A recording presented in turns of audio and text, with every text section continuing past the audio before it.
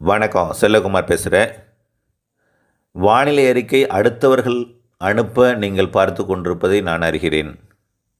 அதில் உங்களுக்கு அப்டேட் நிச்சயமாக கிடைக்காது. ஒன்றை அனுப்புவார்கள், ஒன்றை அனுப்பாமல் செய்வார்கள்.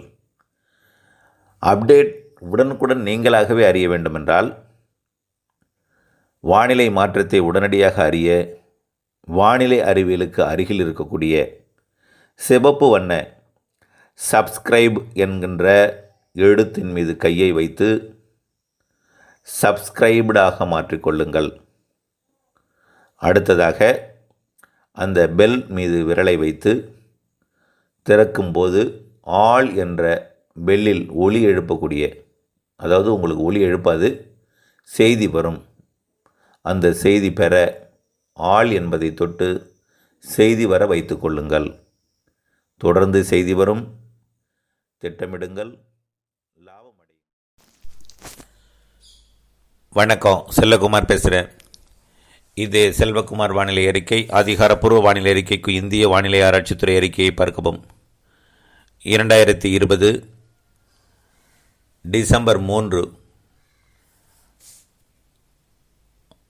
காலை 6 மணி ஆய்வறிக்கை. வங்கக்கடலில் நிலை கொண்டிருந்து நேற்று முல்லைத்தீவிற்கு சற்று வடக்கு புறம் கரை கடந்த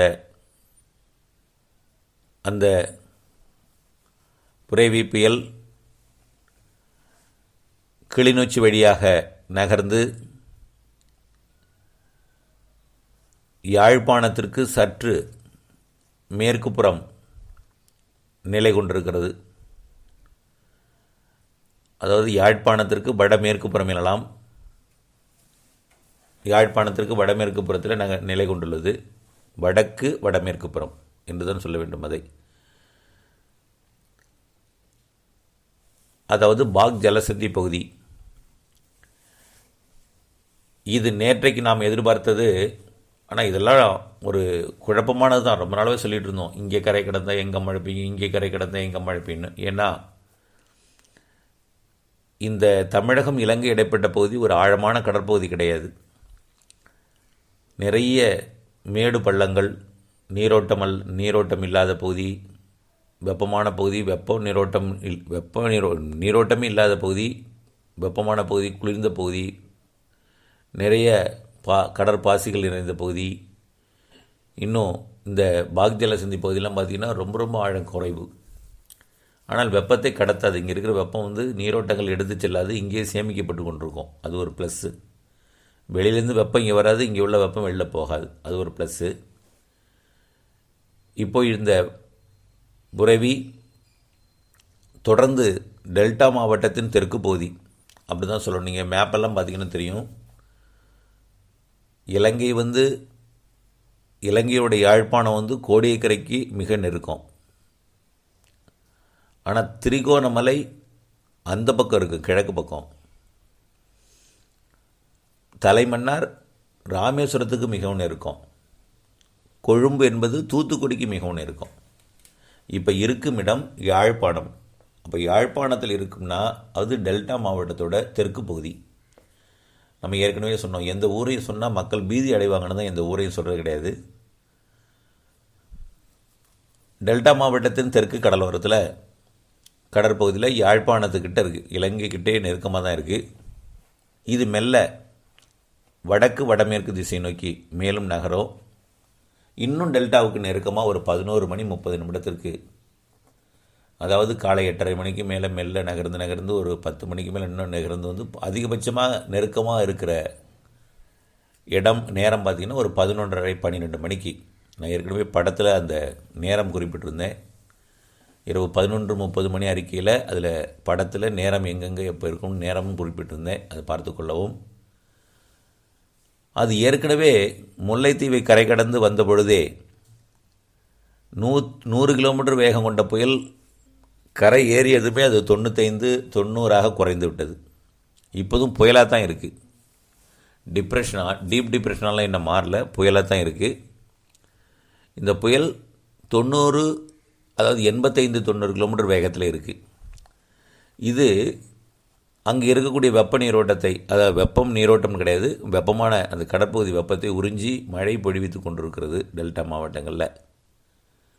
டெல்டா மாவட்டம் மட்டுமல்ல, கிழக்கு காற்றை ஈர்த்து நெல்லூர் முதல் கடலோர மாவட்டங்கள் எல்லாமே, இன்னும் வட உள் மாவட்டங்கள், தென் கடலோர மாவட்டத்தில் ராமநாதபுரத்தில் இருந்து, ராமநாதபுரம், இன்னும் பார்த்திங்கன்னா புதுக்கோட்டை, சிவகங்கை மாவட்டங்கள்லாம், அரியலூர், பெரம்பலூர், டெல்டா மாவட்டங்கள், இப்படியே வட உள் சென்னை, கடலூர் மற்றும் அப்படி கள்ளக்குறிச்சி, விழுப்புரம் வரைக்கும், காஞ்சிபுரம், திருவள்ளூர் வரைக்கும் மழை பெய்து கொண்டிருக்கிறது. இது 11:30 மணிக்கு நெருங்கி வரும்பொழுது தெற்கு டெல்டாவில் கொஞ்சம் காற்று கொஞ்சம் கூடும். நல்லா கவனிங்க, புயலோட வேகமே, மொத்த வேகமே 85-90 தான். புயலே கிராஸ் பண்ணாலும் நம்மளுக்கு தெரியாது. நல்லா பாருங்கள், மாமல்லபுரங்கிற மரக்காணத்தில் கடந்த புயல் கரை கடந்த போது வந்ததும் தெரியலை, போனதும் தெரியல. 100 கிலோமீட்டர் வேகம், அப்படி தான் இருக்கும்.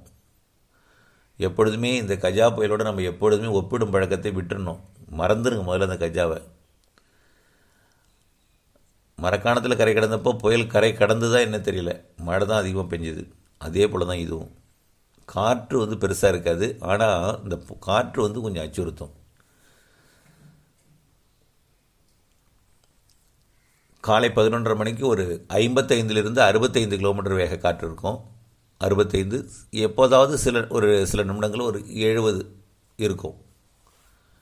அதுவும் தெற்கு கடலோரம் தான் அந்த 70 இருக்கும். கோடியக்கரைக்கும் அதிராம்பட்டத்துக்கும் இடைப்பட்ட பகுதி, அப்படியே அதிராம்பட்டத்திலிருந்து அந்த தொண்டிக்கு இடைப்பட்ட பகுதியில். அங்கே கூட அவ்வளோ இருக்காது, ஏன்னா ஆண்டி கிளாக் வைஸ் சுற்றும்போது வடக்கு பக்கம் தான் இருக்கும். அப்போ அதிராம்பட்டம், கோடியக்கரை இடைப்பட்ட பகுதியில் ஒரு 65-70 கிலோமீட்டர் வேக கடலோரத்துலேயும், டெல்டாவோட தெற்கு பகுதியில் பிற பகுதிகளில் 55லிருந்து 60 கிலோமீட்டர், சில சமயங்களில் 65. டெல்டாவோட வடக்கு உள்பகுதி, அதாவது வடக்கு பகுதியில், வடக்கு டெல்டாவில் 45லிருந்து 55 கிலோமீட்டர் வேகத்திலையும் காற்று இருந்து கொண்டிருக்கும். மழை சில இடங்களில் ஓய்ந்திருக்கும், சில இடங்களில் பெய்து கொண்டிருக்கிறது. அதாவது இடைவெளி, ஓய்ந்திருக்குன்னு சொல்ல முடியாது. விடிய விடிய பெய்த மழை சில இடங்களில் இடைவெளி கொடுத்து பெய்து கொண்டிருக்கிறது. காரணம் என்னென்னா, கடலிலிருந்து வரக்கூடியது பார்த்திங்கன்னா, நீங்கள் எல்லாம் அது செயற்கைக்கோள் படத்தெல்லாம் பார்த்திங்கன்னா ஒரே மாதிரியே வராது. அப்படியே ஒரு லேயராக அடுக்க ஒரு திசையில் வரும். அடுத்த இடத்துல பார்த்திங்கன்னா காலியாக இருக்கும். அந்த காலி இடத்துல உங்கள் இடம் இருக்கிறதுனால மழை விட்டுருக்கும். அந்த செட்டிங் அந்த பக்கம் இந்த பக்கம் நகரும் பொழுது என்னாகும்னா, உங்களோட இடத்துக்கு அந்த திரளான மேகங்கள் மழையை கொடுக்கும். ஆகவே 11:30 மணி அதிகபட்சமாக அந்த நேரத்தில் தான் கொஞ்சம் அதிக காற்று இருக்கும். அந்த காற்றுங்கிறது புயல் காற்று இல்லை, புயலுக்கு போகும் காற்று. அது 65 கிலோமீட்டர் தெற்கு டெல்டாவிலையும் அதிகபட்சம், சில நேரத்தில் பெரும்பாலும் 55லேருந்து 60 வரைக்கும். வடக்கு டெல்டாவில் 45-50 கிலோமீட்டர் வேகத்துலையும் இருக்கும். வடகடலோரம்லாம் 35-40. தமிழகத்தில் எல்லா மாவட்டங்களுமே ஒரு மாதிரியான காற்று இருக்கும். 25லேருந்து 35 வரைக்கும் காற்று இருக்கும் எல்லா மாவட்டத்திலுமே. இதில் ராமநாதபுரம், புதுக்கோட்டை, தஞ்சாவூர், திருவாரூர், நாகப்பட்டினம், காரைக்கால், இந்த மாவட்டங்களுக்கு கொஞ்சம் காற்று கொஞ்சம் அச்சுறுத்த மாதிரி இருக்கும். தவிர நீங்கள் தான் பயப்படுவீங்க, பயப்பட தேவையில்லை. இப்போ மன்னார்குடியில் கூட மின்சாரம் போகலை. ராத்திரி போன மின்சாரம் வந்துவிட்டது. ஆனால் மழையிலும் மின்வாரிய ஊழியர்கள் கடும் சிரமத்திற்கிடையே பணியாற்றி மின்சாரம் வழங்கிவிட்டார்கள். ஆனால் காற்று அடித்து கொண்டிருக்கிறது, மழை பெய்து கொண்டிருக்கிறது. மிகவும் சவால் தான். ஆனால் இது ஆச்சரியப்பே பூட்டும் விலகு. அதை மின்சார வாரியத்தை இந்த நேரத்தில் பாராட்ட வேண்டும். ஆனால் காற்றும் மழையும் தொடர்ந்து நீடித்து கொண்டிருக்கிறது. 11:30 மணிக்கு இன்னும் கொஞ்சம் காற்று மழையும் கூடுதலாக இருக்கும். மீண்டும் அப்படியே மாலை வரைக்கும் அப்படி இருக்கும். ஏன்னா அந்த இடத்துல இருந்து அது கரை கடக்கும் இடம்னு பார்த்திங்கன்னா, நம்ம எந்த விடுதியும் கொடுக்கல. டெல்டா மாவட்டத்தில் கரை கடக்கிறதுக்கு வாய்ப்பில்லை. அதோட மேற்கு பக்கத்தில் அந்த ராமநாதபுரம் மாவட்டமோ அல்லது புதுக்கோட்டை மாவட்டத்திலேயோ அது கரை கடப்பதற்கு வாய்ப்பு இருக்கிறது. கரை கடக்காமல் அப்படியே செயலிழந்து போனாலும் ஒரு நன்கமைந்த காற்றழுத்த தாழ்வு பகுதியாக கரை கடக்கும். அது எங்கே கரை கடந்தாலும் காற்றோட அச்சம் வேண்டாம். அதில் எதுவுமே இருக்காது, செயலிழந்து போகும். ஏன்னா அங்கே இருக்கிற கடற்பகுதியில் வெப்பம் இல்லை. இருக்கிற வரைக்கும் உறிஞ்சி சுழண்டு படிப்படியாக அதோட வேகம் குறையும். அதுதான் செயலிழத்தல். பிறகு இறுதியில் என்னாகும்னா, ஒரு காற்றழுத்த தாழ்வு மண்டலமாக மாறி அப்புறம் அடுத்தது ஒரு நன்கமைந்த காற்றழுத்த தாழ்வு பகுதியாக தான் போகும். ஒரு நன்கமைந்த காற்றழுத்த தாழ்வு பகுதியாக புதுக்கோட்டை ராமநாதபுரம் மாவட்ட இடைப்பட்ட பகுதி வழியாக அது மதுரை திண்டுக்கல் மாவட்டம் அல்லது விருதுநகர் மாவட்டம் வழியாக அது தேனி மாவட்டம் வழியாக, இதில் ஊரை சொல்கிறேன்னா பயப்படாதீங்க, இந்த மாவட்டம் வழியாக அந்த அந்த மேகத்தை குவிக்கக்கூடிய அமைப்புன்னு சொல்லலாம். அதில் காற்று எதுவுமே இருக்காது. நன்கமைந்த காற்றழுத்த தாழ்வு பகுதி என்ற ஒரு பெயர் கொண்ட மேகத்தை குவிக்கக்கூடிய ஒரு அமைப்பு, அப்படி தான் சொல்லணும். அது மேற்கு நோக்கி பயணித்து கேரளா சென்று 5ஆம் தேதி அரபிக்கடலில் இறங்கும். ஆக 3ஆம் தேதி இன்றைக்கு முழுவதுமே டெல்டா மாவட்டத்திற்கு தெற்கு பகுதியில் இருந்து கொண்டிருக்கோம். 3ஆம் தேதி இரவு தான் இது செயலிழந்து நன்கமைந்த காற்றழுத்த தாழ்வு பகுதியாக ஒரு வெற்றிடமாகன்னு சொல்லலாம். அவ்வளோதான். அந்த வெற்றிடத்தை சுற்றி காற்று போய் மழை மேகங்கள் மழை பொழிவு இருக்கும். இது அப்படியே மேற்கு நோக்கி பயணிக்கும். 4ஆம் தேதி நாளைக்கு 5ஆம் தேதி அரபிக்கடலில் இறங்கும்.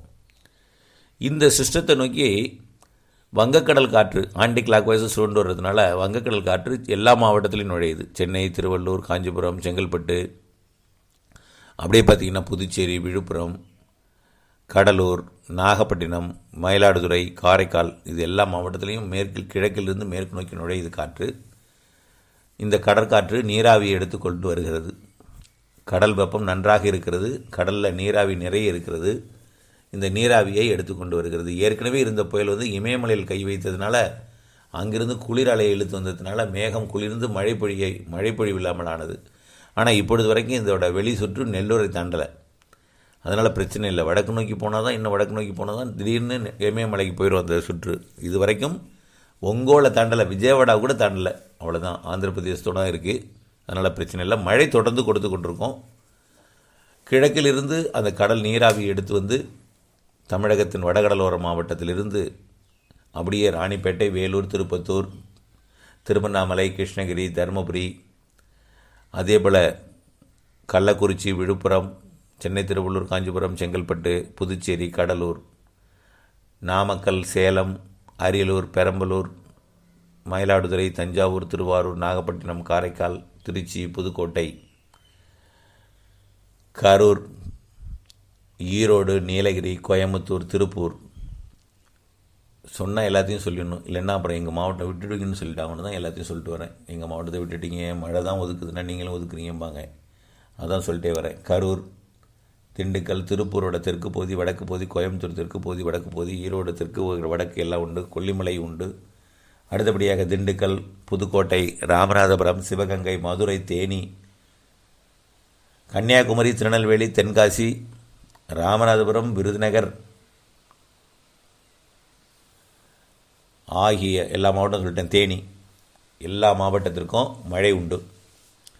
மேற்கே நோக்கி நகர தான் மழை உள் மாவட்டங்களில் வழுக்கும். இப்போ இன்றைக்கு டெல்டா மாவட்டத்திற்கு தெற்கு பகுதி இருக்கக்கூடிய பாக் ஜலசந்தி பகுதியில் இன்றைக்கு இரவு வரைக்கும் நீடிக்கும், மாலை வரைக்கும் நீடிக்கும் என்பதனால பாக் ஜலசந்தி விட்டு அது புறப்படணும். செயலிடம் தான் புறப்படணும். எங்கே கரை கடந்தாலும் இந்த கரை கடக்கும் இடத்த மறந்துடுங்க. கோடு போடுறது எதுக்குன்னா, இந்த கோடு போட்டு காட்டுறது எதுக்குன்னா, புயல்னு கோடு போடுறதில்லை. இந்த வழியாக போக போது இந்த மாவட்டங்கள்லாம் மழை பெய்யினா அவர்கள் மகிழ்ச்சி அடைவார்கள். எதிர்பார்த்து கொண்டிருக்கிறார்கள். பாலக்காட்டு கணவாய் வழியாக, உடுமலைப்பேட்டை வழியாக வருமா இந்த கோடு என்று எதிர்பார்த்து கொண்டிருக்கிறார்கள். காரணம், அவர்களுடைய அந்த அணைகளை, உப்பார் அணை மற்றும் இப்படியே சாத்தியார் அணை வருமா இந்த கோடு அப்படின்னு பார்த்து கொண்டு இருக்கிறார்கள். நீங்கள் கடலோரத்தில் கோடு தொடும்பொழுது நீங்கள் அஞ்சுகிறீர்கள். ஆகவே அச்சம் வேண்டாம். தயவுசெய்து சொல்கிறேன், இந்த கஜா வந்ததுலேருந்து மறந்துடுங்க. இப்போ இந்த சிஸ்டம் செயலிழந்து இப்போவே கரை கடந்தாலும் நம்மளை பாதிக்காது. ஏன்னா 85-90 ஒரு பெரிய இதே இல்லை, புயலே கிடையாது. காற்று கொஞ்சம் அச்சுறுத்தும் இருக்கும். மழை நிறைய பெய்யும். 5ஆம் தேதி வரைக்கும் மழை உண்டு. எல்லா மாவட்டத்துக்கும் உண்டு. இப்போ டெல்டா மாவட்டத்துக்கு இன்றைக்கு மாலை வரைக்கும் கொட்டி தீர்க்கும். இப்போ 10 மணி 8 மணிக்கு மேலாம் மழையோட அளவு கூடி 10 மணிக்கு இன்னும் கூடி 11:30 மணிக்கு காற்றோட மழை இருக்கும். பிறகு படிப்படியாக மழையோட அளவு குறைஞ்சு கொண்டு வந்தாலும் மழை இருந்து கொண்டே இருக்கும். ஆனால் மாலை வரைக்கும் இந்த வலுவான மழையும் காற்றும் இருக்கும் டெல்டா மாவட்டத்தில். பிறகு அது மேற்கு நோக்கி நகரும் பொழுது அப்படியே இப்போ திருச்சி மாவட்டத்தில் டெல்டா மாவட்டத்துக்கு வர்ற மழை திருச்சியோட கிழக்கு பகுதி தான் நல்லா வலுத்து பெய்யுது. திருச்சி மாநகரம் அது முசிறி பகுதியெலாம் பெய்யலைன்னா மேற்கு நோக்கி நகரும் பொழுது அங்கேயும் பெய்யும். அடுத்தது கரூர் பெய்யும், அடுத்தது திருப்பூர் பெய்யும், அடுத்து கோயம்புத்தூர் பெய்யும், நீலகிரி பெய்யும். பெய்யுகிறது எல்லா மாவட்டத்திலையும் தூறலாக பெய்து கொண்டிருக்கிறது. புரிகிறதா? ஆகவே எல்லா மாவட்டத்துக்கும் மழை உண்டு. மேற்கு நோக்கி நகர நகர எல்லா மாவட்டத்திற்கும் அந்த காற்று மழை பொழிவை கொடுப்பதற்கு சாதக அமைப்பாக அமையும். சார், தென் மாவட்டங்கள் என்னாச்சுன்னு காலையிலும் சொல்லியிருக்கேன். தென் மாவட்டம் இது மதுரை, விருதுநகர் அல்லது திண்டுக்கல் மாவட்டம் வழியாகத்தான் இது ஒரு நன்கமைந்த காற்றழுத்த தாழ்வு பகுதியாக போகும். அப்போ குமரிக்கடல் காற்று அங்கேருந்து வரும், தெற்கேருந்து வரும். அரபிக்கடல் காற்று பாலக்காட்டு கணவாய் முதல், அது பாலக்காட்டு கணவாய்ங்கிறேன், ஆரியங்காவு கணவாய், ஆரல்வாய் மொழி கணவாய், அரபிக்கடல் காற்று, இந்திய பெருங்கடல் காற்று, குமரிக்கடல் காற்று வரும். அதே போல் மன்னார் வளைகுடா காற்று தூத்துக்குடி மாவட்டம் வழியாக வரும்பொழுது தென் மாவட்டங்களுக்கும் அழுத்த மழை. இந்த சிஸ்டம் கடற்காற்றை ஈர்க்கும், அவ்வளோதான். கடற்காற்றை ஈர்க்கும்போது என்ன ஆகும்? கடலில் நீராவி எடுத்துகிட்டு வரும். ஆக முக்கடல் சங்கமிக்கும் இடம் கன்னியாகுமரி. அதற்கு அடுத்தபடியாக இருக்கக்கூடிய நெருக்கமான ஒரு பரப்பளவில் குறுகிய கடலுக்கு மிகவும் நெருக்கமான 2 முக்கடலுக்கு அடுத்து பார்த்திங்கன்னா திருநெல்வேலி, தென்காசி, தூத்துக்குடி இந்த மாவட்டங்கள், அடுத்து விருதுநகர், அடுத்து ராமநாதபுரம், மதுரை, தேனி இந்த மாவட்டங்களுக்கும் நல்ல மழை. எல்லாம் முதல்ல என்ன செஞ்சோம்? குறிப்பிட்ட பகுதியில் வெள்ளப்பெருக்கை ஏற்படுத்தும்னு சொன்னோம். ஏற்படுத்தும்.